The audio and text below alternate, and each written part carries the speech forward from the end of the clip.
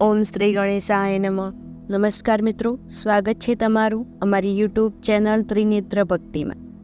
મિત્રો, આજે આપણે જાણવાના છીએ દશામાના વ્રત વિશે. દશામાનું વ્રત ક્યારે શરૂ થાય છે અને કયા દિવસે લેવામાં આવે છે અને તેની વ્રત કથા. દશામાનું વ્રત. બોલો દશામાની જય. આ વ્રત અષાઢ વદ અમાસના દિવસે શરૂ થાય છે અને 10મા દિવસે પૂરું થાય. આ વ્રત કરનાર સવારે નાહી ધોઈને દશામાના નામનો દીવો કરી આ કથા સાંભળે છે. ઉપવાસ ન થાય તો તે એક ટાણું પણ કરી શકે છે. મિત્રો, હવે આપણે જાણીશું દશામાની વ્રત કથા. એક ગામમાં નદી કિનારે રાજાનો મહેલ.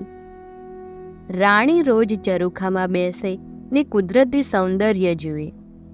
એક દિવસે નદીમાં નહાવા ઘણી સ્ત્રીઓ આવી. આ બધી સ્ત્રીઓ શા માટે આવી છે તે જાણવા રાણીએ દાસીને પૂછ્યું તો દાસી બોલી, આજે અષાઢ વદ અમાવસનો દિવસ છે. આજે દિવાસાનો તહેવાર છે. આ સ્ત્રીઓ દશામાનું વ્રત કરે છે, તેથી નાહવા આવી છે. રાણી તો દોડીને કિનારે એક સ્ત્રી પાસે ગઈ અને બોલી, બહેન, મારે પણ દશામાનું વ્રત કરવું છે. ભલે સ્ત્રી બોલી, સારી વાત છે. એ વ્રત કરવાથી સુખ સંપત્તિ સાંપડે છે અને કષ્ટ હોય તે દૂર થાય છે. અષાઢ વદ અમાસ એટલે દિવાસાનો દિવસ. સવારે નાહીને દશામાની કથા કહેવી, સાંભળવી, પવિત્ર જગ્યામાં દશામાનું નામ લઈ કળશ સ્થાપવો, પછી 10 શેરનો દોરો લઈ 10 ગાંઠો વાળવી, તેને કંકુ લગાડીને હાથે અથવા કળશે બાંધી દેવાનો. કળશનું પૂજન કરી દશામાની ભક્તિ કરવાની. વ્રત કરનારે 10 દિવસ સુધી નકોરડા ઉપવાસ કરવા પડે. એક ટાણું કરે તોય પણ ચાલે છે. 5 વર્ષ સુધી આ વ્રત કરનારે શ્રદ્ધા મુજબ ફળ મળે છે. વ્રતનો મહિમા એટલો બધો કે કહેતા પાર ન આવે. રાણી મહેલે ગઈ અને રાજાને વાત કરી.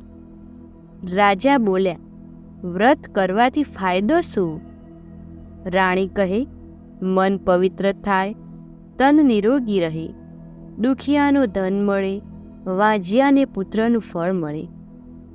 રાજા કહે, આપણી પાસે વિપુલ ધન છે, તેમાં તને શું ઉણપ દેખાય કે વ્રત કરવા તૈયાર થઈ છે? રાજાના અભિમાનથી વચનથી રાણીને બહુ જ દુઃખ થયું. તેણે તો રાજા સાથે રીસામણા લીધા. આખો દિવસ ભૂખ્યા પેટે દશામાની ભક્તિ કરી.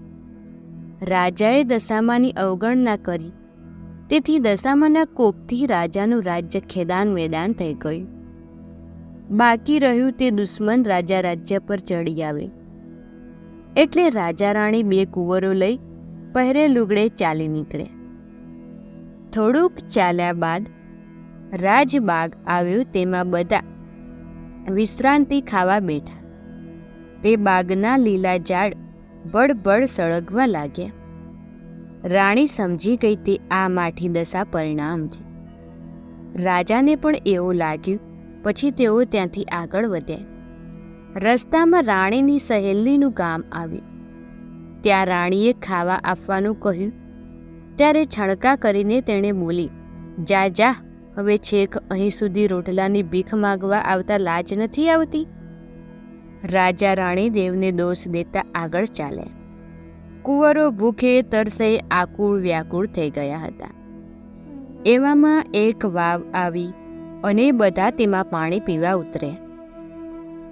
પરંતુ પગાથિયા એવા હતા, લીસા હતા કે બંને કુંવરો લપસીને વાવના અથવા જલમાં ડૂબી ગયા. રાજા રાણી રડવા લાગ્યા. તેમણે પોતાની દશાનો દોષ કાઢ્યો. કલ્પાંત કરતા તેઓ આગળ ચાલી નીકળ્યા. રસ્તામાં રાજાની બહેનનું ગામ આવ્યું. રાજાને મનમાં થયું કે બહેનને મેં વાર તહેવારે ખૂબ જ કપડાં દાગીના આપ્યા છે, તો તે જરૂર દુઃખમાં આશ્રય આપશે. રાજાએ ગામના પાદરેથી એક ગોવાળ સાથે બહેનને ઘેર પોતાના આગમનના ખબર કહેવરાવે. બહેને સંદેશો સાંભળ્યો તેણે બબડાટ કરીને થોડીક સુખડી માટલીમાં ભરી તેના પર કોળિયું ઢાંકી ચંદનવાર મૂક્યું. પછી લુગડાના ટુકડા વડે માટલીનું મોઢું બાંધી દીધું. માટલી પેલા ગોવાળને આપીને કહ્યું કે હે ગોવાળ, મારા ભાઈ ભોજાઈને આ બધું આપી કહેજે કે તમારે જ્યાં જવું હોય ત્યાં જાઓ. રાજાએ બહેનની ભેટ સ્વીકારી, પણ તેમાં વચનો હાડોહાડ લાગી ગયા. રાણીએ રાજાને કહ્યું, હે નાથ, બહેનનું હેત જોઈ લીધું. આ તો સુખની સગી હતી. દુઃખમાં ભાઈ કોણ ને ભોજાય કોણ? જગતમાં બધી સ્વાર્થની સગાઈ છે. ગામના પાદરે આવેલા ઝાડ હેઠળ બેસી રાજાએ માટલી ઉગાડી તો કોડિયામાં મૂકેલો ચંદનહાર વીંછી થઈ ગયો હતો. રાણીએ કહ્યું, જોયું ને બહેનનું હેત? રાજાએ માટલી હલાવી કોડિયાને વીંછી સાથે દૂર ફેંકી દીધું. માટલીમાં જોયું તો સુખડીને બદલે માટીના ઢેફા હતા. રાજા સમજી ગયો કે બહેન કદી આવો હલકટપણું ન બતાવે, પરંતુ ભાગ્ય રૂઠ્યું છે તેથી આવું થાય છે. આમ વિચારી રાજાએ હિંમતથી પેલું કોડિયું વીંછી સાથે ઉપાડીને માટલી ઉપર ઢાંકી દીધું અને માટલીનું મોઢું બાંધીને તેને ઝાડની નીચે જમીનમાં દાટ્યું. આગળ જતાં જતાં તરબૂચની વાડી આવી, એટલે રાણીએ વાડીના રખેવાળ પાસે એક તરબૂચ ખાવા માંગ્યું.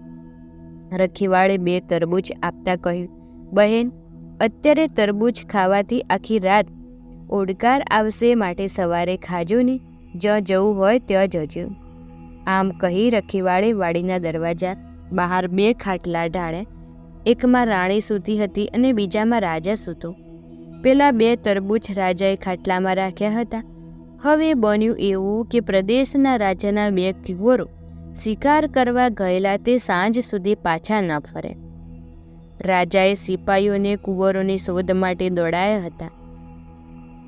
આ આજુબાજુ રાજા રાણીના કમભાગ્યે ખાટલામાં રાખેલા 2 તરબૂચ એકાએક ગુમ થયેલા કુંવરોના મસ્તક બની ગયા હતા. રાજાને આ બાબતની ખબર ન પડી. સવાર પડતા પહેલાં રાજાના સિપાહીઓ શોધતા શોધતા તરબૂચની વાડી આગળ આવી પહોંચ્યા. ત્યાં રાજાના ખાટલામાં ગુમ થયેલા કુંવરોના લોહીથી તરબોળ થયેલા મસ્તક જોઈ તેઓ સમજ્યા કે આ માણસે કુંવરોને મારી નાખ્યા છે. તેથી તેમણે રાજાને પકડી લીધા અને આ ધમાલમાં રાણી જાગી ગઈ. એટલે તેણે પણ બંદીવાન બનાવી બંનેને રાજા પાસે લઈ જઈ તરબૂચમાં બનેલા કુંવરોના મસ્તક બતાવી કહ્યું, મહારાજ, આ લોકોને કુંવરને મારી નાખ્યા છે. રાજાએ બંનેને કેદખાનામાં જુદી જુદી કોટડીઓમાં પૂરી દીધા. રાણીને ઘણીવાર મનમાં થતું કે મારા પતિએ દશામાની વ્રતની અવગણના કરી, તેથી જ કુટુંબના માથે દુઃખના ડુંગર તૂટી પડ્યા છે. માટે અષાઢ માસમાં દશામાનું વ્રત કરી મારે રીઝવવું પડશે.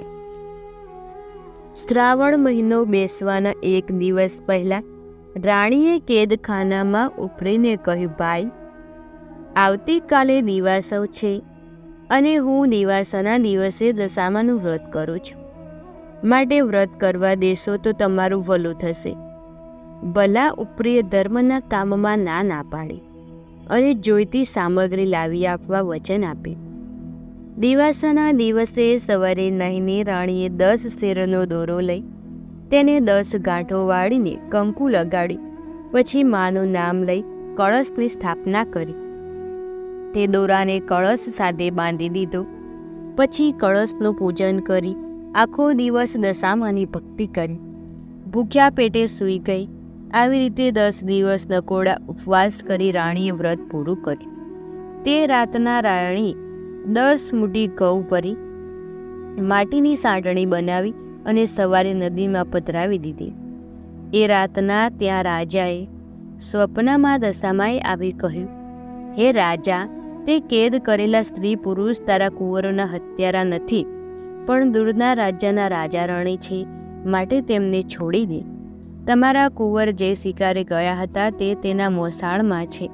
તેઓ કાલે સવારે હેમખેમ તારા મહેલે આવી પહોંચશે. તે જે લોહી નીતરતા મસ્તકો જોયા હતા તે માયાવી મસ્તકો હતા, માટે શોક ન કરીશ. સ્વપ્ન પૂરું થયું ને રાજા તો જાગી ગયો. તેને ઊંઘ આવી નહીં. સવાર પડતા જ તે ગુમ થયેલા 2 કુંવરો માથે ઘોડે મહેલે આવી પહોંચ્યા. રાજા કુંવરોને ભેટી પડ્યો. આખા મહેલમાં આનંદ છવાઈ ગયો. પછી તે રાજાએ પેલા બંદીવાન રાજા રાણીને માન સહિત મહેલે બોલાવી તેમને આવકારી જમાડી કહ્યું, ક્ષમા કરો, તમે નિર્દોષ છો. મારા કુંવરો જીવતા છે અને આખરે તે મહેલે આવી ગયા છે. મને લાગે છે કે કોઈ દેવીનો કોપ તમારા ઉપર ઉતર્યો છે, તેથી તમારી દુર્દશા થઈ છે. હવે દશા પલટાય છે એવું લાગતા રાજા રાણી પાછા પોતાના રાજ્ય તરફ નીકળી પડ્યા. રસ્તામાં રાજાની બહેનનું ગામનું પાદરું આવ્યું એટલે રાજાએ અગાઉના ઝાડ નીચે દાટી દીધેલી માટલી યાદ આવી. માટલી કાઢી મોઢે બાંધેલું લુગડું છોડ્યું તો માટલીમાં સુખડી ભરેલી હતી અને બંનેએ ખાધી. પછી રાણીએ કહ્યું, નાથ, હવે આપણી વેળા વળે છે, માટે ધીમે ધીમે સર્વ સારાવાના થશે. આગળ જતાં પેલી વાવ આવી. એ વખતે દશામાએ વાવમાંથી બંને કુંવરોને અદ્રશ્ય રીતે ઉઠાવી લીધા હતા. તે રાજા રાણીને પાછા સોંપવા દશામા ડોસી બની બંને કુંવરોને આંગળીએ વળગાડીને રાજા રાણી પાસે લાવી કહેવા લાગ્યા, હે વટે માર્ગુઓ, આ કોઈ રૂપાળા છોકરા ભૂલા પડ્યા છે, તો તે તેમને લઈ જાઓ. રાજા રાણી પોતાના કુંવરોને ઓળખી ગઈ. ચતુર રાણી દશામાને ઓળખી ગઈ. દશામાએ કહ્યું, તારા પતિએ મારા વ્રતની અવગણના કરી, તેથી મારી માઠી દશા થઈ. મારા વ્રત તમને પારખું છું, એટલે તમે તમારા વ્રતનો મહિમા સર્વને સમજાવજો. વ્રત કરનાર જરૂર સુખી થશે. રાજા રાણી અને કુંવરોએ દશામાને મન થયું. તે આશીર્વાદ આપી અંતર્ધ્યાન થઈ ગયા. આગળ ચાલતા ચાલતા રાણીની સહેલીનું ગામ આવ્યું તો સહેલીએ બધાને આવકાર આપ્યો અને થોડા દિવસ પોતાને ઘેર રોકાઈ જવા ભારપૂર્વક કહ્યું. રાણી બોલી, બહેન, હવે અમારી દશા સુધરી ગઈ છે. ખરાબ દશા હતી ત્યારે તમે ભિખારણ કહી હતી, માટે બહેન ત્યારે ત્યો તમે કંગાળ શોભીએ નહીં.